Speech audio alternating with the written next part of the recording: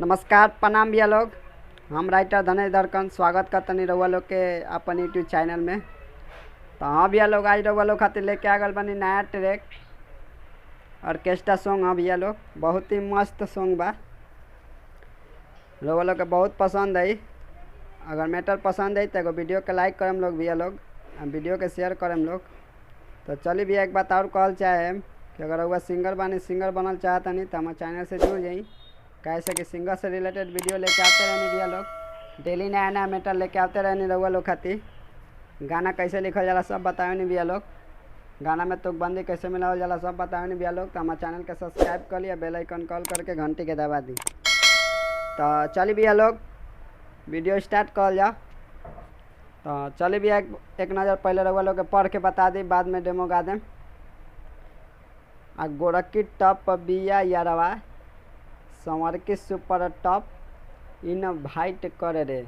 दोबारा भैया लोग, गोरखी टप बिया भैया वो संवर के सुपर टॉप इन भाइट कर रे। आ छोटकी के बाटे दोनों टाइट ते डिसाइड करे रे। तो हाँ भैया लोग, चलिए लोग रउआ लोग के डेमो गा के सुना दी, बहुत ही मस्त सॉन्ग बा, स्पष्ट हो जाई। गोरखी टप बिया यारवा समर की सुपर टॉप ना भाइट कर रे।